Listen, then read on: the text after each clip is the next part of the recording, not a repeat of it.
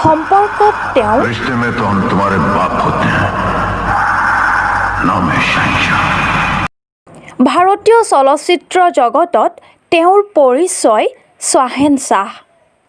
ক'ব খুজিছোঁ বলিউডৰ বিগ বি অমিতাভ বচ্চনৰ কথা। মহাকাব্যিক বোলছবি চুলেৰ জয়ৰ জীৱনগাথা। গুৰু গম্ভীৰ ব্যক্তিত্ব আৰু কণ্ঠৰে সংগ্ৰাম আৰু সফলতাৰ অগ্নিপথেৰে বাট বুলি বোলছবি জগতলৈ তুফান আনি লক্ষ লক্ষ অনুৰাগীক অভিনয়ৰ জঞ্জীৰেৰে বান্ধি এক ৰিষ্টা গঢ়ি লাল বাদশ্বাহ হৈ বলিউডত সুকীয়া ধাৰাৰ চিলচিলা আৰম্ভ কৰা বৰে মিয়াৰ কথা।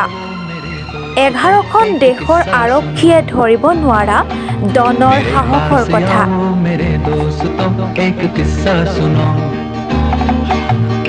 कई साल पहले की ये बात है।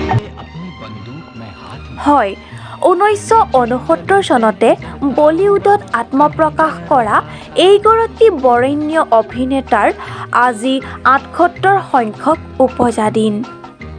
বয়সেও তেওঁৰ ওচৰত হাৰ মানে, সেইবাবে তেওঁ দুৰন্ত তৰুণ।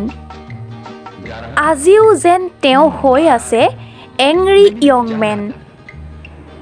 চিনেমাৰ পৰা কৌন বনেগা কৰ'ৰপতিলৈ বিজ্ঞাপনৰ পৰা ৱেব ছিৰিজলৈ স্বকীয় শৈলীৰে ভাৰতীয় চলচ্চিত্ৰক সমৃদ্ধ কৰা এইগৰাকী জীৱন্ত কিংবদন্তীলৈ আগবঢ়োৱা হৈছে পদ্মশ্ৰী পদ্মবিভূষণৰ লগতে চলচ্চিত্ৰ জগতৰ সৰ্বোচ্চ সন্মান দাদা চাহেব ফাল্কে বঁটা। এয়া পাশতে নতুন সংবাদেও শতিকাৰ শ্ৰেষ্ঠ অভিনেতা অমিতাভ বচ্চনৰ জন্মদিনত জনাইছোঁ শেৱালী কোমল শুভেচ্ছা। নিউজ ডেস্ক ৰিপৰ্ট, নতুন সংবাদ।